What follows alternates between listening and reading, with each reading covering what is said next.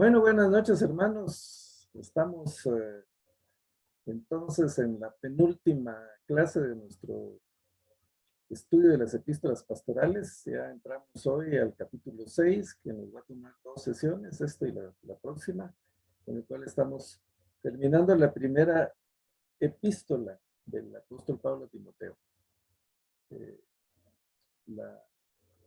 Ahí vamos a suspender por tema de las actividades de fin de año. Nos vamos a tomar unas vacaciones y la segunda epístola, carta del apóstol Pablo a Timoteo, pues la vemos ya el próximo año, si el Señor lo permite. Así que no se pierdan estas dos últimas sesiones.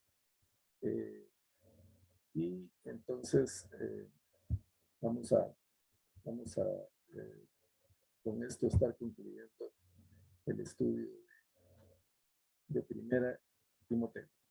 Bueno, agradezco a los que están conectados. Sé que hay personas enfermas, me lo han manifestado a través del chat y a través de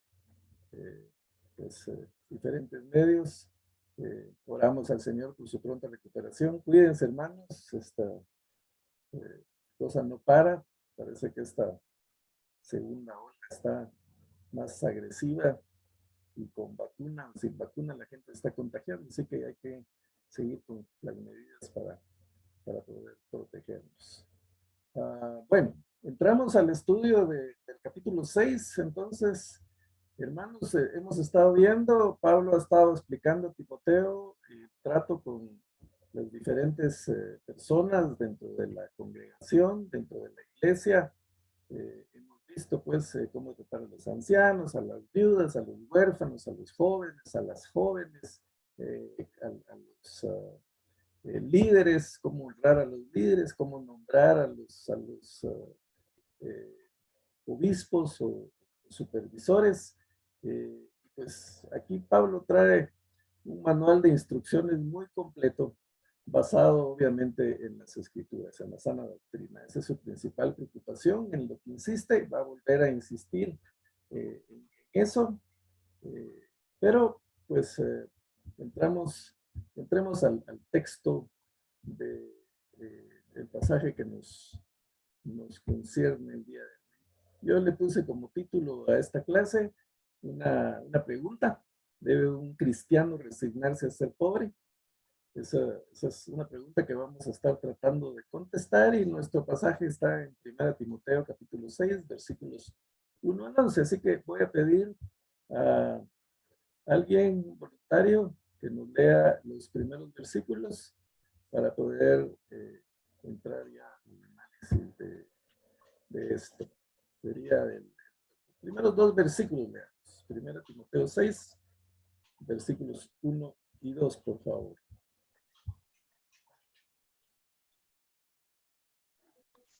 Buenas noches. Amén, buenas noches. Buenas noches, adelante, hermana Cindy. Gracias, hermano Walter. Todos los que aún son esclavos deben reconocer que sus amos merecen todo respeto. Así evitarán que se hable mal del nombre de Dios y de nuestra enseñanza. Los que tienen amos creyentes no deben faltarles al respeto por ser hermanos. Al contrario, deben servirles todavía mejor, porque los que se benefician de sus servicios son creyentes y hermanos queridos. Esto es lo que debes enseñar y recomendar.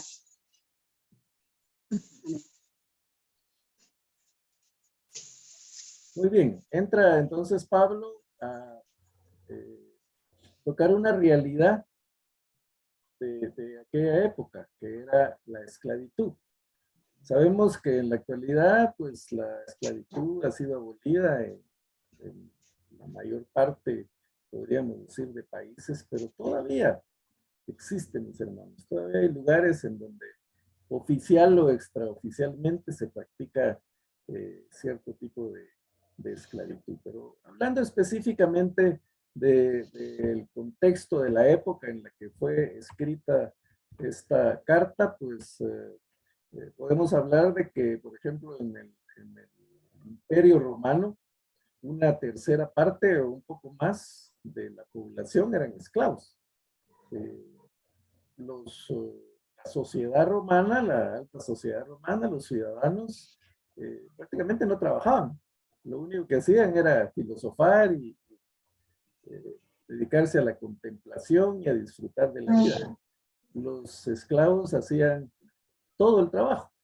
Entonces, eso significa que entre los esclavos habían artesanos, había pues, médicos, habían músicos, bueno, en fin, todo el trabajo era hecho por los esclavos, ¿no? Eso significa que no eran ignorantes. Había gente muy preparada, habían maestros dentro de los esclavos. Y pues algunos eran tratados mal.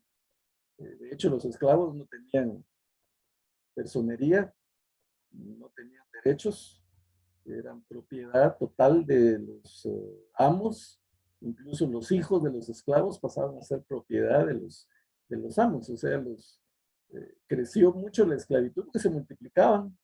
Y entonces, pues sabían quienes nacían esclavos y morían esclavos. Pablo no niega que este es un yugo, que es una opresión, que es una condición, pues obviamente mala para todas estas personas, pero como mencioné, algunos los trataban mal, a otros pues tenían lo que necesitaban, tenían pues techo, tenían comida, tenían vestido, o sea, los amos se encargaban de proveerles de todo lo que necesitaban. Entonces, de esa forma, pues, no estaban tan mal. Incluso, pues, dentro de la cultura judía, había un año que era, pues, el año del jubileo, que se daba libertad a los esclavos, por ley. Pero muchos esclavos decidían no irse. Entonces, el dueño les ponía un como sello, como grabado, como que le ponen al ganado, y eso indicaba que pues, ya se iba a quedar ahí por el resto de su vida. Pero tomaban la decisión de no irse porque, pues, de alguna manera estaban cómodos, teniendo todo, se iban a la calle, pues no tenían dónde vivir, no tenían que comer. Entonces, esa era la situación. Era una situación de la época. La iglesia, Pablo, los apóstoles, no combatieron la esclavitud como tal, porque entonces hubieran causado una revolución, una guerra civil probablemente, y ese no era el propósito de la iglesia. Pablo, los apóstoles, Jesucristo mismo dijo, yo vine para dar libertad a los cautivos, pero se refería a los cautivos del pecado, se refería a una libertad espiritual, porque si vemos el caso, por ejemplo, de Juan el Bautista, a pesar de ser pariente de Jesús, él no lo sacó de la cárcel. Juan el Bautista murió en la cárcel. Entonces no se refería a liberar a los presos, significaba dar libertad. Y eso es lo que el Evangelio sigue haciendo, dando libertad.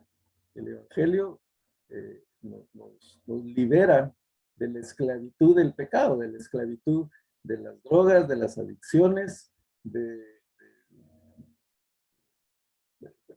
tantas cosas que el pecado nos puede esclavizar.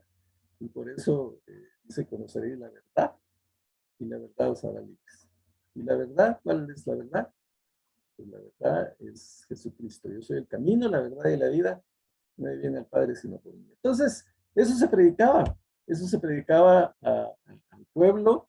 Ese era el mensaje del Evangelio, esas eran las buenas noticias.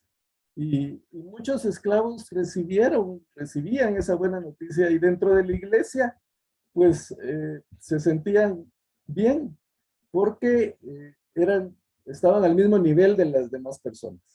Afuera, en la calle, no tenían personalidad, no eran nada, pero dentro de la iglesia tenían igualdad con los demás, porque pues como vemos, el mensaje del Evangelio es no hay judío ni gentil, no hay varón ni mujer, no hay esclavo ni libre, sino todos en el Señor somos iguales, los mismos derechos.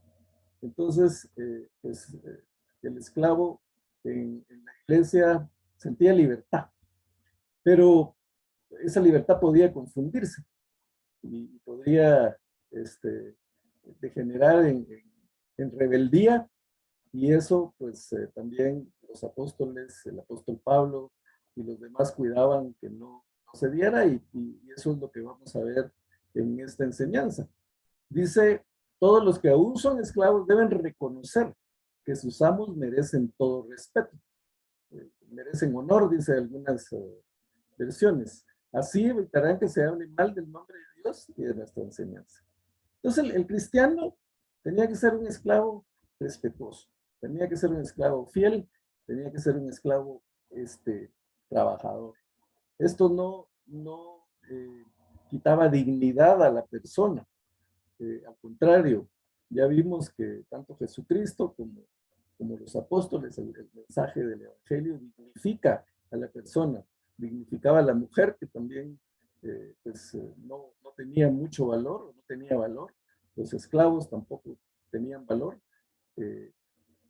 valor como seres humanos. Sí eran vendidos como esclavos en el mercado, se compraban por una cantidad, pero realmente no eran considerados como personas comunes y corrientes, sino eran un instrumento de trabajo más que se tenía en la casa para hacer todas las cosas. El tener muchos esclavos era símbolo de riqueza, de prosperidad. Se habla de un ciudadano que llegó a tener hasta 400 esclavos, porque era como estatus, ¿verdad? No le servían para nada, pero él quería tener muchos esclavos.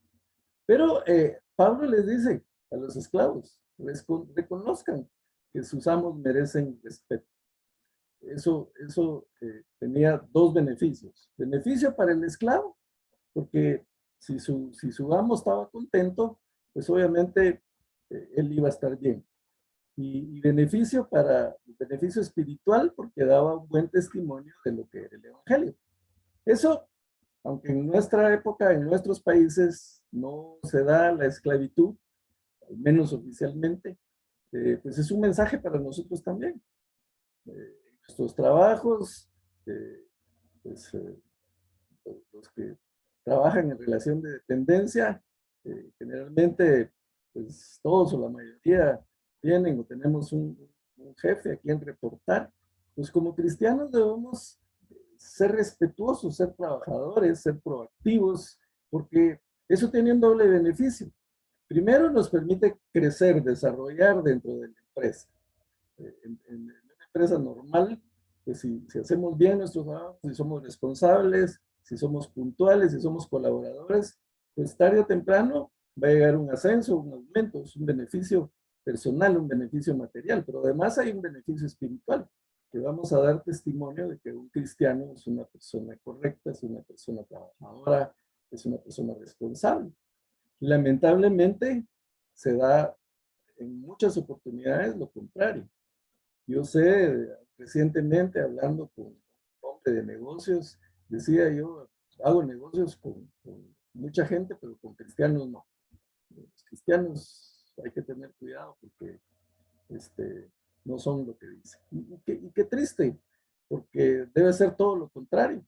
El cristiano debe ser ejemplo. ¿Para qué? Para que el nombre de Dios sea glorificado. Si un cristiano es rebelde, si un cristiano es irresponsable, si un cristiano es irrespetuoso, entonces, ¿qué concepto puede tener? Con justa razón, el jefe va a decir, evangélico, y eso le enseñan en su iglesia. ¿Cuál es la obra que el Señor está haciendo en su vida entonces? ¿Qué es lo que predica? Debemos de tener coherencia entre lo que hablamos, entre lo que predicamos, en lo que creemos y cómo actuamos. Entonces la invitación es a todos los que trabajamos de alguna manera para otras personas, pues también la palabra dice que debemos trabajar no como para el hombre, no como para nuestros patronos, sino como para el Señor. El trabajo lo debemos hacer para honrar al Señor por sobre todas las cosas. Y pues entre los esclavos habían algunos que tenían amos creyentes. Y entonces dice, los que tienen amos creyentes no deben faltarles al respeto por ser hermanos. Porque, como ya dije anteriormente, en la iglesia todos eran iguales. Entonces incluso un esclavo en la iglesia podía ser un diácono, podía ser un obispo, un supervisor, y pues su jefe o su amo afuera, incluso podría estar bajo su responsabilidad, bajo su supervisión. Eso podía darle al esclavo cierta idea equivocada de que podía ser rebelde, de que podía portarse mal, pero dice, si sus amos son creyentes, pues con mayor razón deben ser respetuosos, deben ser obedientes porque son hermanos. Deben servirles todavía mejor, dice, porque los que se benefician de sus servicios son creyentes y hermanos queridos. Esto es lo que debes enseñar y recomendar. Entonces, estas enseñanzas, hermanos, como vemos, no son solo para Timoteo, no son solo para la iglesia de Éfeso o para la iglesia primitiva. Esto aplica a nosotros y tiene beneficio para nosotros. Si hacemos bien el trabajo, si hacemos bien las cosas, testificamos de que el Señor ha hecho un cambio en nuestras vidas. De pronto, antes de venir al Señor, pues éramos rebeldes, éramos irresponsables, pero el Señor tiene que efectuar un cambio en la vida de cada uno. Yo creo que les he contado la historia que era del lechero, que pues, repartía leche en un montón de lugares, de casas, pero de repente la leche mejoró y la gente se dio cuenta de que la leche pues, era más espesa, estaba más rica, se miraba mejor. Entonces le preguntaron al lechero, alguien le preguntó, mire, ¿qué pasó? ¿Compró nuevas vacas, las está alimentando mejor o qué es lo que pasa? Porque su leche ahora está mejor, ya no trae tanta agua como antes, ¿verdad? Y el lechero les dijo, no cambié las vacas, no hice nada de eso, lo que pasa es que el Señor entró en mi vida y entonces yo cambié, y como yo cambié, pues la leche también cambió, porque pues ahora la leche pura es mejor leche la que estoy dando. Esa es la vida del cristiano. Si el cristiano es verdadero, el cristiano ama al Señor, el cristiano ama a su prójimo, entonces es coherente, es consistente en todo lo que hace. Así funciona, así tiene que ser, así testificamos con nuestra actitud, con nuestro trabajo, con nuestra forma de ser, pues brillamos y somos luz para los demás. Ser luz y sal es muy significativo. Yo escuchaba, por ejemplo, que la sal tiene muchas propiedades y en la antigüedad pues era algo muy valioso, porque una de las características de la sal es evitar la corrupción de los alimentos. Ustedes saben que hay cierto tipo de carne, cierto tipo de jamones que se dejan al tiempo para que vayan pues, adquiriendo mayor sabor, mayores propiedades. Entonces la forma que tienen para que no se descompongan es echarle sal. La sal es anticorrupción. Entonces nosotros somos llamados a hacer eso, a hacer sal, a hacer instrumentos para evitar la corrupción, para la preservación de la pureza, especialmente la pureza del Evangelio y de nuestra actitud. Entonces, servir a nuestros amos, tiene doble beneficio para nosotros, porque vamos a tener crecimiento dentro de la empresa. No importa cómo sea nuestro jefe. A veces, pues obviamente tenemos jefes difíciles. Yo, pues entre las cosas que hago, me dedico un poco al coaching y tengo personas que me dicen, es que mi jefe es que hace tal cosa, es que me hizo tal otra, es que no valoró eso. Y La recomendación es siempre que usted haga su trabajo de la mejor forma posible. Cómo actúe su jefe es problema de él. Pero a trabajar, a ser responsables, a demostrar que nuestro trabajo vale la pena. Entonces, tarde o temprano, el jefe se va a dar cuenta y va a valorar eso. Y si no lo valora el jefe, alguien afuera lo va a valorar. Siempre va a haber alguien que va a ver nuestro trabajo y eso tarde o temprano nos va a dar un beneficio de ascenso, de progreso, o al menos de conservar nuestro trabajo. Ese es un beneficio material para nosotros, pero por otro lado un beneficio espiritual, porque estamos evangelizando a las demás personas cuando brillamos, cuando somos responsables y consistentes con lo que hacemos. Siguiendo con los versículos de 3 al 5, Pablo vuelve a la carga con el tema de las falsas enseñanzas, de la falsa doctrina, de los falsos maestros. Y cuando en la Biblia se repite algún tema o alguna palabra, eso significa que eso es importante, que hay que darle énfasis a eso. Y pues para Pablo y para muchos apóstoles, para el mismo Jesucristo, la falsa doctrina era un problema, era un peligro. Cuando Pablo se despide de los hermanos de Éfeso, les dice, van a venir lobos rapaces que van a querer meter enseñanzas diferentes, falsas doctrinas. Y Jesús también profetizó que iban a venir falsos maestros, incluso con señales y prodigios, y a muchos engañarán, dijo el Señor. Entonces tenemos que tener cuidado incluso de los prodigios. Hay gente que cree solo si ve milagros. Hay quienes andan en busca de milagros para creer. Cuidado con eso, porque podemos encontrar un falso maestro que haga prodigios y vamos a ir detrás por no saber diferenciar una sana enseñanza, una sana doctrina. La sana enseñanza trae salud, salud espiritual y salud emocional también. Porque dice la doctrina, la sana enseñanza de nuestro Señor Jesucristo se ciña a la verdadera religión. Otras versiones dicen devoción. El que el que se aparta de esa sana enseñanza es un obstinado que nada entiende. Ese tal padece de un afán enfermizo de provocar discusiones inútiles que generan envidias, discordias, insultos, sospechas malvadas y altercados entre personas de mente depravada, carentes de la verdad. Este es de los que piensan que la religión es un medio de obtener ganancias. Tenemos pues varias características de los falsos maestros, lo hemos visto anteriormente, personas orgullosas que pretenden saber mucho, que muchas veces tienen revelaciones nuevas a lo que es la escritura. Todo eso debe rechazarse. La escritura, la palabra de Dios, la Biblia es una revelación progresiva. Desde el Génesis, progresivamente ha venido revelando el plan de Dios, pero la máxima revelación, la culminación de la revelación fue Jesucristo.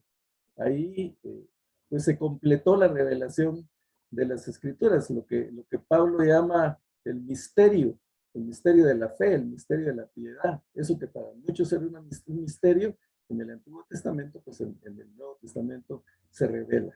Cristo vino al mundo a darnos salvación, a darnos perdón, a darnos gracia, a establecer un nuevo pacto, el pacto de la gracia, y fuera de esa novedad, no tiene que haber otra. No hay más novedad. Ya Jesucristo dio la última novedad, que es el nuevo pacto, el pacto de la justificación por la fe, el pacto de la gracia, un don, un regalo gratuito con creer en Jesucristo. Entonces, no caigamos en esa trampa, hermanos, porque eso sigue y seguirá hasta la venida de nuestro Señor Jesucristo. Siempre van a haber personas con novedades, con ideas nuevas, con interpretaciones nuevas, con cosas que no están en las Escrituras.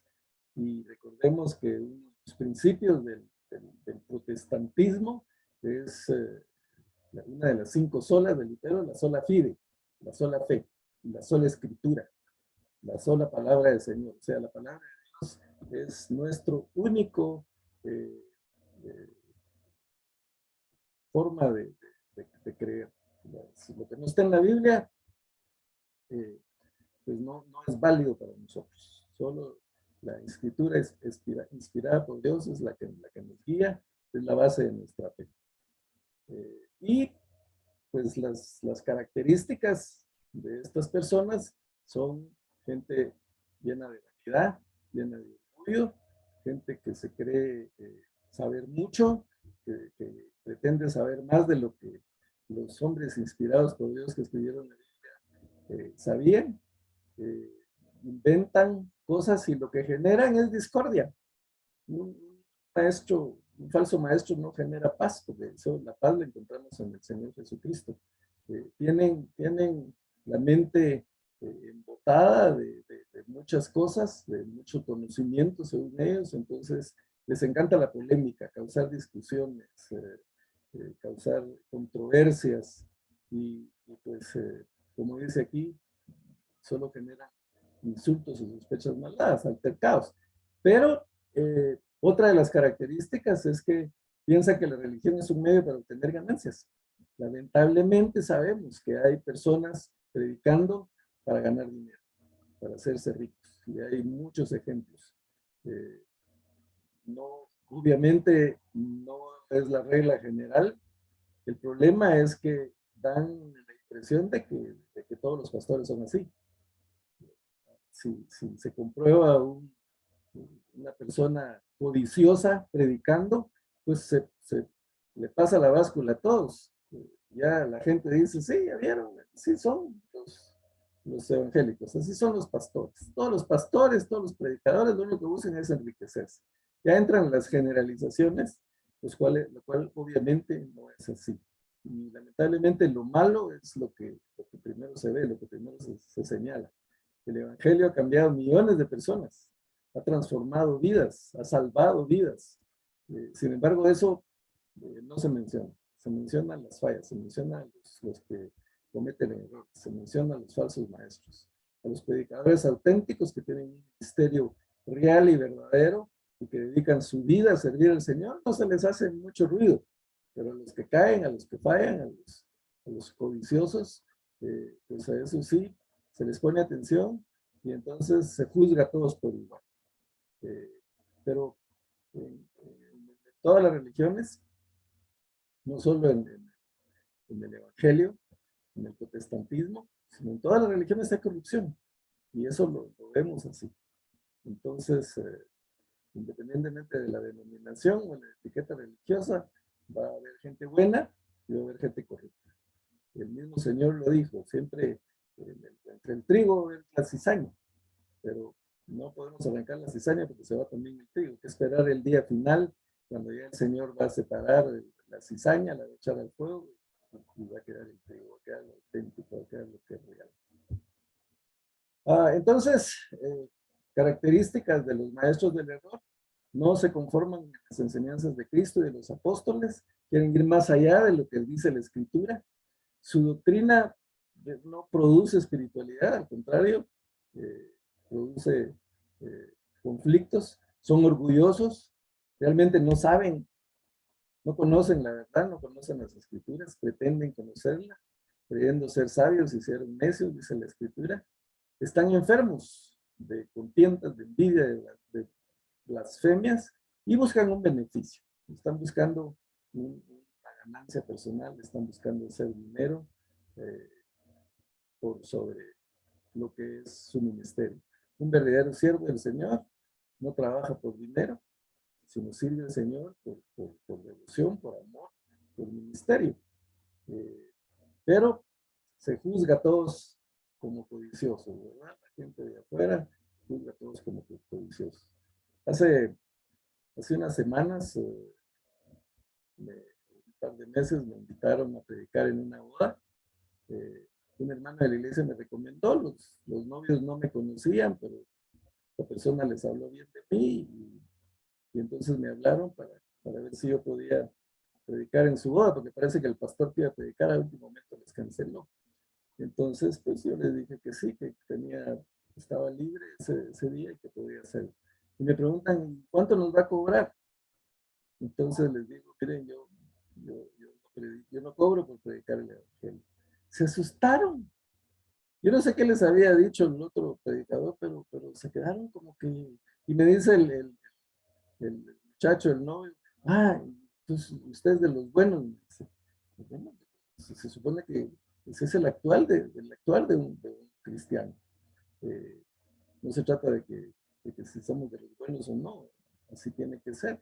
Entonces, muy contentos. Por supuesto, pues al final me dieron una ofrenda, pero yo les dije, no se estresen por eso. Vamos a, vamos a estar en su boda, vamos a tratar de pues, predicar el Evangelio y que las personas presentes reciban el mensaje, porque en una boda pues hay de todo, desde ateos hasta creyentes, entonces es importante pues aprovechar todos esos momentos para dar el mensaje del Evangelio, pero no por ganancias deshonestas, sino por servir al Señor, que es a lo que Él nos ha llamado, Él nos ha ordenado predicar el Evangelio a toda criatura y tenemos que ser obedientes a esa orden de Jesucristo. Siguiendo con los versículos 6 al 9, dice, es cierto que con la verdadera religión se obtienen grandes ganancias, pero solo si uno está satisfecho con lo que tiene. Yo les he comentado que uso la nueva versión internacional, porque es un poquito más clara, pero siempre comparo con otras versiones, la Reina Valera, que es nuestra Biblia por excelencia, por lo menos la de mis contemporáneos, con esa crecimos. La Reina Valera dice, pero gran ganancia es la piedad acompañada de contentamiento. ¿A qué se refiere con grandes ganancias o con gran ganancia? Aquí ya no está hablando de dinero, aquí está hablando de la ganancia que los cristianos verdaderos esperamos, que es una recompensa espiritual, es una recompensa eterna, no es una recompensa material aquí en la tierra, sino pues la mayor ganancia que podemos tener, que es la vida eterna. Ahora, ¿cómo se obtiene esa gran ganancia? Pues obviamente eh, cuando estamos, eh, cuando la piedad va acompañada de contentamiento, cuando estamos satisfechos con lo que tenemos. Y esta palabra contentamiento puede interpretarse mal. Por eso yo le puse de título a esta enseñanza que si un cristiano tiene que resignarse a ser pobre. Pero contentamiento no es sinónimo de resignación, no es lo mismo. Contentamiento tampoco es sinónimo de dejadez.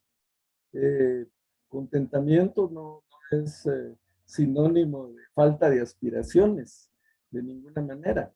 Contentamiento simplemente es estar satisfecho con lo que se tiene, con la forma en que se vive, estar contento, y ahí viene la palabra contentamiento, contento independientemente de las circunstancias. La felicidad no depende de las circunstancias, sino de nuestra actitud frente a las circunstancias. Es cómo reaccionamos ante lo que nos pasa. Se puede estar cayendo el mundo a nuestro alrededor, pero si nosotros tenemos una actitud de confianza en el Señor, de depender de Él, de que estamos en sus manos, de que Él está en control de todas las cosas, pues que se caiga el mundo. El Señor está en control. Yo dependo de Él. Pues contentamiento es eh, eh, habituarnos a depender del Señor. El apóstol Pablo lo menciona muy bien en Filipenses. Él dice, he aprendido, he sido enseñado a estar contento independientemente de lo que tenga. Dice, sé vivir en abundancia y sé vivir humildemente. Sé tener bienes como no tener. Y independientemente de si tengo o no tengo, pues yo no pierdo mi gozo. Y esa es la actitud del cristiano. Tengamos o no tengamos, estar gozosos. Porque los bienes materiales son temporales, son pasajeros. Un día tenemos y el otro día podemos perderlo todo. ¿Qué pasa con los desastres naturales? ¿Qué pasa cuando hay un temblor, un terremoto, un tornado, que aquí no se da, pero en otros países sí, un tsunami? la erupción de un volcán pasó aquí en Guatemala. Había un hotel precioso de quién sabe cuántos millones costó cerca del volcán. Cuando hizo erupción, quedó cubierto de ceniza y se perdió todo. Un hotel lujoso que tenía pues, muchas cosas, campo de golf, un montón de cosas, quedó sepultado.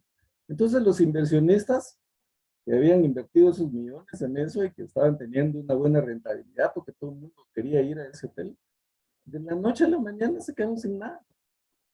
Así son los bienes materiales. Un día tenemos trabajo, el otro día el, el jefe amanece de malas o simplemente venden la empresa, como me pasó a mí, y pues ya, yo tenía el cargo más alto que podía tenerse aquí en el país y de la noche a la mañana, pues quedé fuera, quedé en la calle.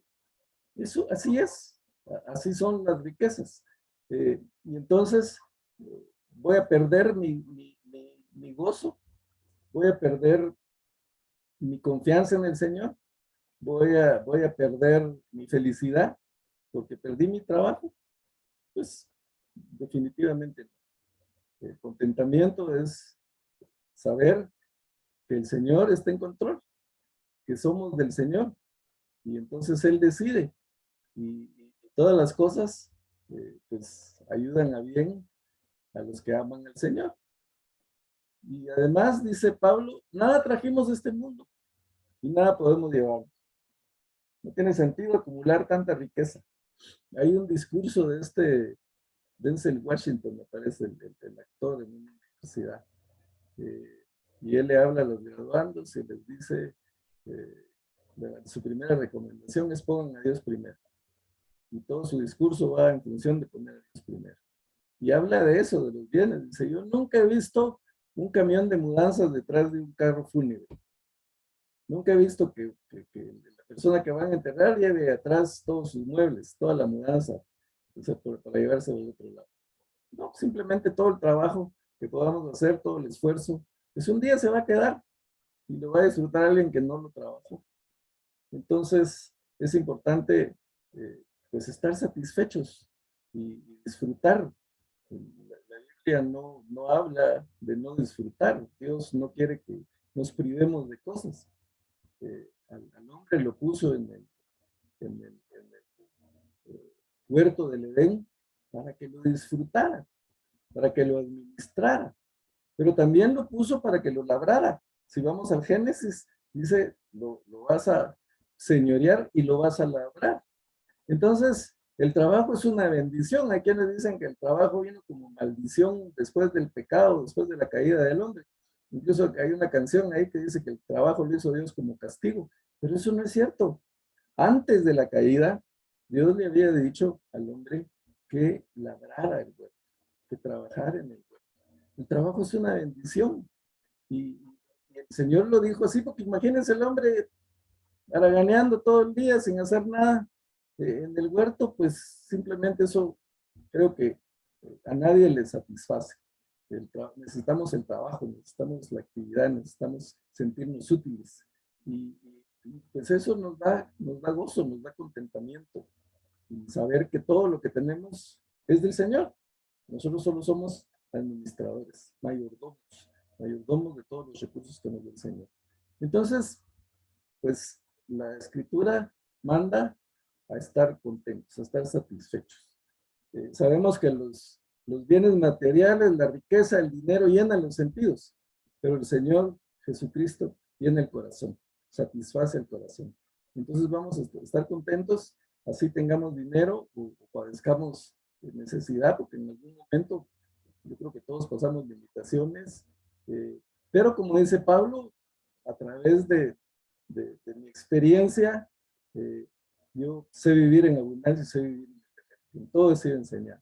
¿Por qué? Porque Pablo, pues, no solo era de la alta sociedad, porque era hijo, nieto de fariseos, había sido educado a los pies de Gamaliel, que era de los mejores maestros de la época, era ciudadano romano, o sea, era de una clase alta, tenía dinero, aparte se dedicaba a construir cartas. Y recuérdense que los ejércitos romanos utilizaban mucho las carpas en sus batallas. Entonces, Pablo, siendo ciudadano romano y siendo constructor de carpas, probablemente hay quienes dicen que podía haber hecho negocios con el gobierno romano, con el ejército romano, vendiéndole las carpas y ganaba dinero. Pudo haber ganado buen dinero por eso. Pero él, todo eso, dice, todo eso yo lo considero como porquería, dice, para ganar a Cristo. Todos los bienes que yo pueda tener. La Biblia traduce basura, pero la palabra que Pablo usa es más fuerte. Para mí todos los bienes, todo lo material, mi origen, el ser fariseo de fariseos de la tribu de Benjamín, circuncidado al 8º día, ciudadano romano, educado a los pies de Gamaliel, todo eso para mí, dice, es como porquería y lo he dejado para ganar a Cristo. Entonces el verdadero contentamiento, lo que de verdad llena, lo que da satisfacción es la presencia de Cristo en nuestras vidas. Eso llena el corazón, eso llena el alma. Eso no colma nada más los sentidos, no, nos colma el alma y eso es lo que importa. Así que si tenemos comida y ropa, dice, contentémonos con eso. Otra vez, no significa que el cristiano no debe tener aspiraciones. La Biblia no habla de no superarnos, al contrario. Ya antes leímos que Pablo le dice a Timoteo, el que no provee para su casa es peor que un impío. Es importante, la Biblia llama a trabajar. Hay quienes creen que aquello de Dios rogando y con el mazo dando es una cita bíblica de Santiago 6:15, pero eso no está literalmente en la Biblia. Aparte que Santiago no tiene 6 capítulos. Pero es bíblico. No está literalmente así, pero la Biblia llama a trabajar, no solo a estar esperando que todo nos caiga del cielo, sino llama a trabajar. Hay muchos pasajes en la Biblia que llaman realmente a trabajar, a ganarnos nuestro dinero. El obrero es digno de su salario, dice. Y yo en una oportunidad oí una conferencia de una trabajadora social, creo que ya se los comenté también, que ella dijo, la principal causa de la pobreza en nuestro país es la pereza. A mí me chocó porque dije, está insinuando que los que son pobres es porque son perezosos. Y yo incluso al final le dije, mire, no estoy de acuerdo con eso que usted dice, pero con las cosas que me dijo me convenció y a través de la experiencia con diferentes instituciones en donde he trabajado, pues me he dado cuenta que tiene razón. La gente que trabaja, que se esfuerza, puede venir de una condición muy humilde y superarse y hacer dinero. Y la Biblia habla de eso. Dice el Proverbio 19:15, la pereza hace caer en sueño profundo y el alma negligente padecerá hambre. Proverbios 20:13 dice, no ames el sueño para que no empobrezcas. Abre tus ojos y te saciarás de pan. Proverbios 28:19, el que trabaja la tierra tendrá abundante comida. El que sueña despierto solo abundará en pobreza. Eclesiastés 10:18, por causa del ocio se viene abajo el techo y por la pereza se desploma la casa. Y así podemos mencionar muchas citas bíblicas, muchas porciones de las escrituras que hablan de contra del ocio, contra de la pereza. Tenemos aquí también, por ejemplo, 2 Tesalonicenses.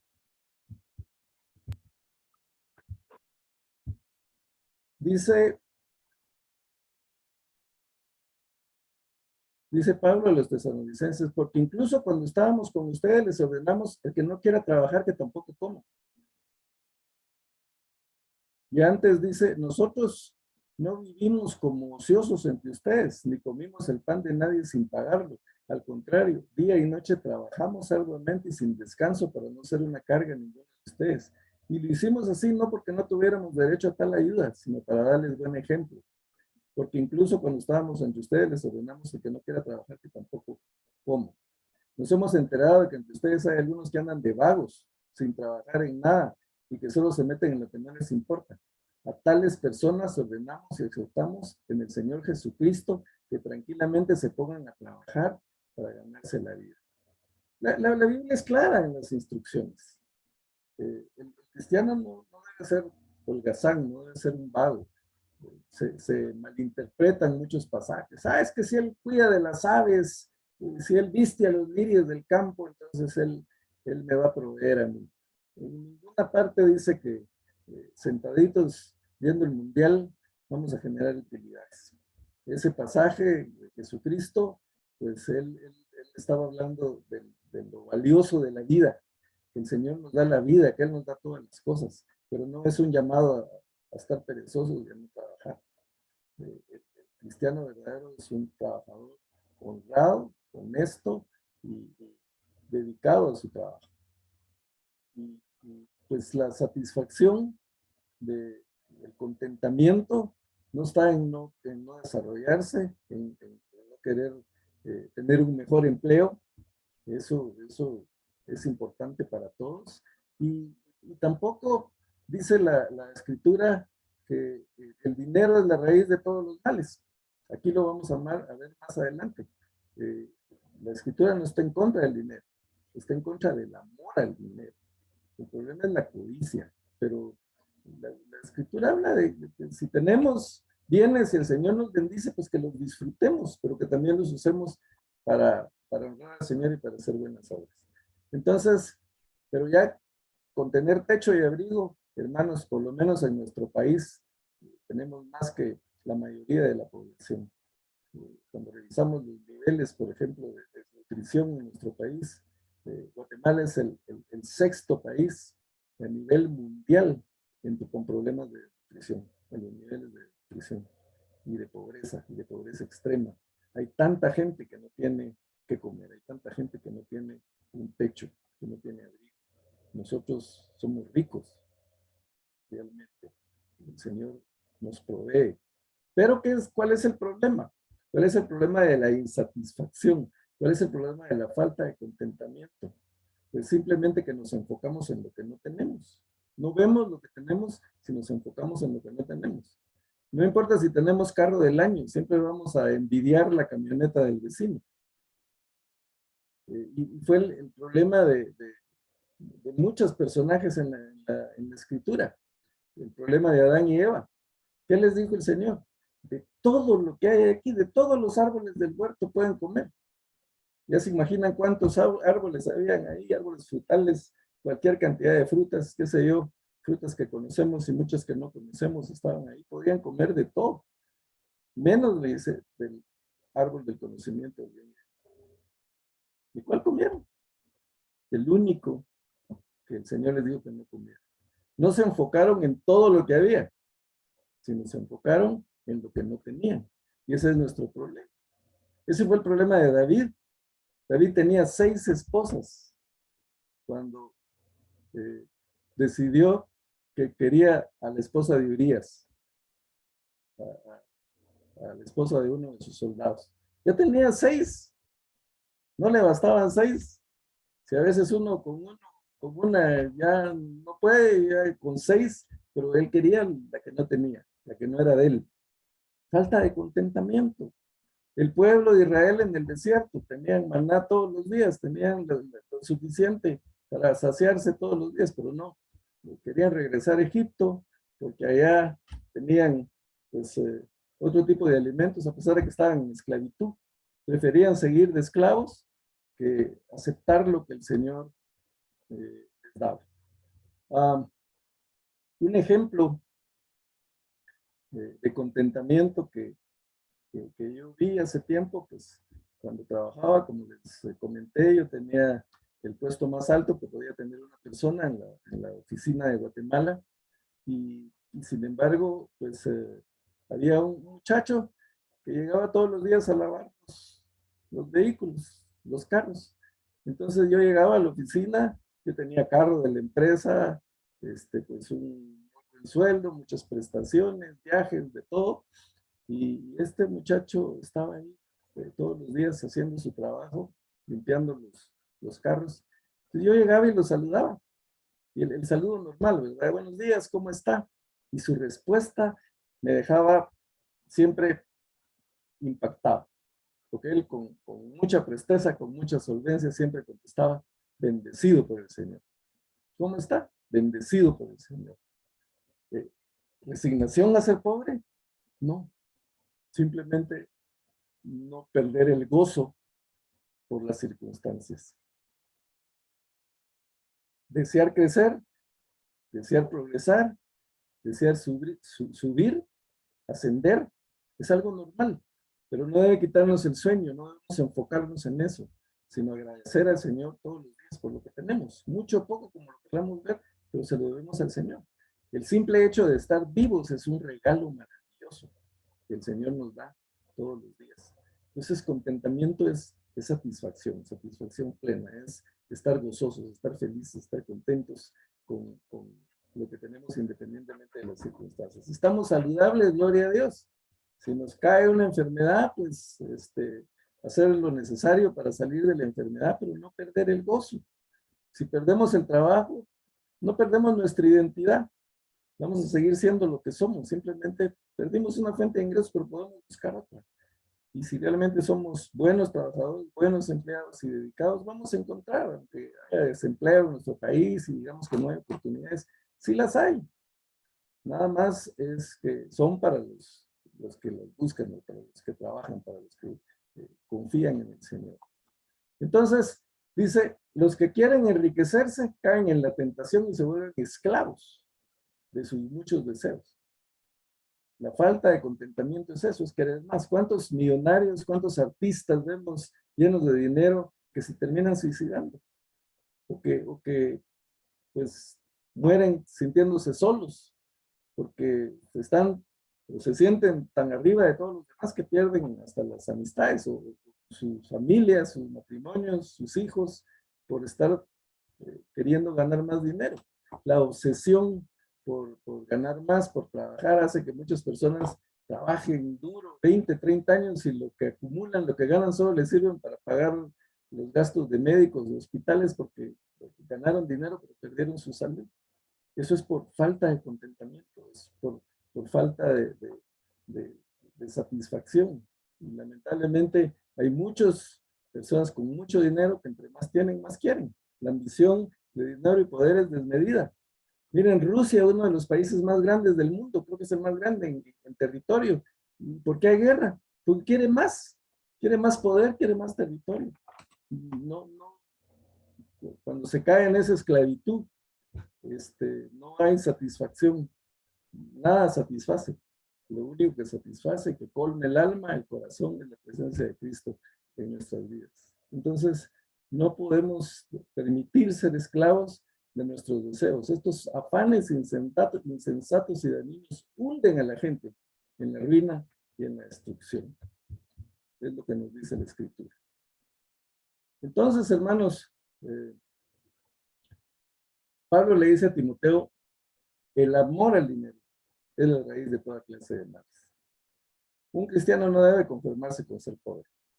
Un cristiano debe tener aspiraciones, puede tener sueños. Y es importante que realice sus sueños. El Señor nos da talentos, y está en la Escritura, pero Él quiere que los pongamos a trabajar y que dupliquemos esos talentos. El que se le dieron 5 talentos, le devolvió 10. Y el amo le dijo, ven, buen siervo y fiel, en lo poco has sido fiel, en lo mucho te pondré, y le dio más. Entonces, el Señor nos da talentos para que dupliquemos, pero para que para que crezcamos, pero que todo eso sea para la honra del Señor, no para satisfacer deseos o avaricias personales. El amor al dinero es la raíz de todos los males. Por codiciarlo, dicen algunos, se han desviado de la fe y se han causado muchísimos sinsabores. Tú, en cambio, hombre de Dios, huye de todo eso y esmérate en seguir la justicia, la devoción, la fe, el amor, la constancia y la humildad. ¿Por qué tenemos que huir de la ambición? ¿Por qué tenemos que huir del amor al dinero? Porque somos hombres de Dios, porque dependemos de Dios, porque Él es nuestro sostén, porque confiamos en Él. Y entonces, si Él nos satisface, ¿Qué necesitamos? ¿Qué más necesitamos?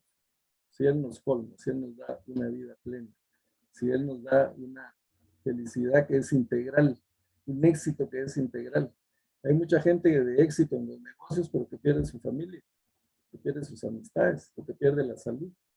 O sea, el verdadero éxito es cuando estamos satisfechos con lo que hacemos, satisfechos con el trabajo que realizamos, disfrutamos nuestro trabajo, disfrutamos nuestra familia, disfrutamos de poder divertirnos, de poder pasear, de poder servir al Señor.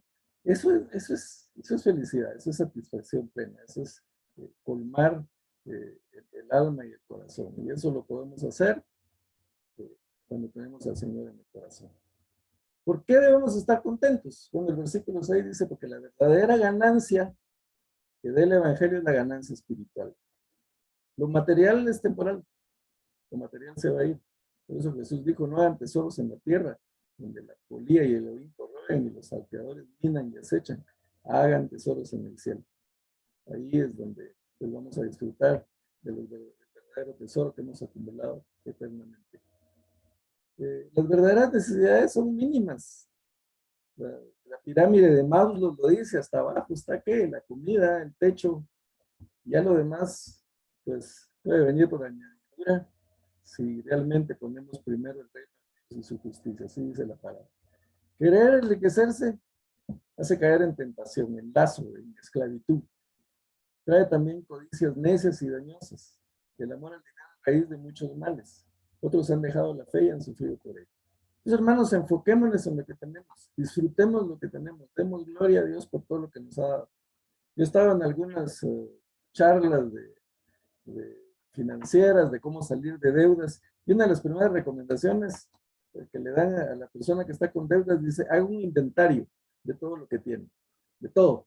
Apunte cuántas camisas, cuántos calcetines, cuántos calzoncillos tiene, todo lo que tenga, haga un inventario, valorícelo, y se va a dar cuenta que hay muchas cosas que no necesita, y que probablemente tiene mucho más de lo que debe, pero no se ha dado cuenta.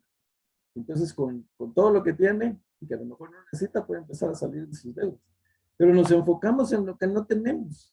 Nos enfocamos en que pues, tenemos un frijolito, queremos un iPhone. Tenemos un carrito 1900 y queremos un 2020 o 2022 o 2030.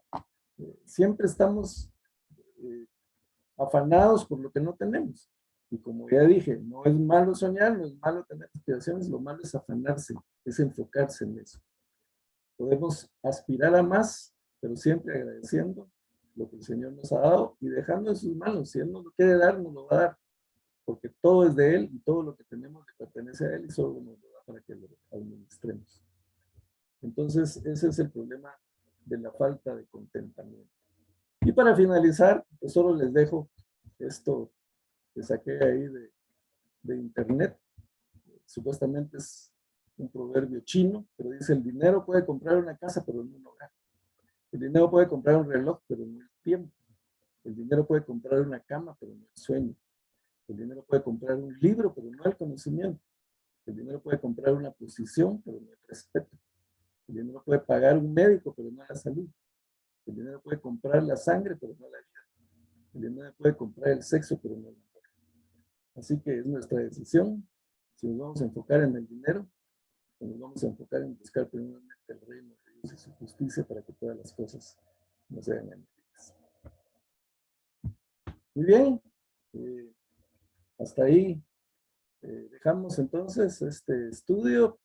Como les comenté, terminamos, si el Señor lo permite, la próxima semana ya con los últimos versículos del capítulo 6, y nos vamos de vacaciones a disfrutar lo que el Señor nos permite hacer. El descanso es una bendición también, tenemos que disfrutar.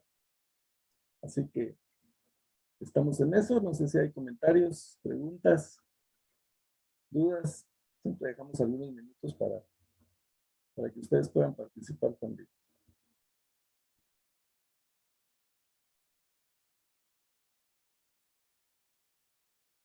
Bueno, Silvia, abre el micrófono.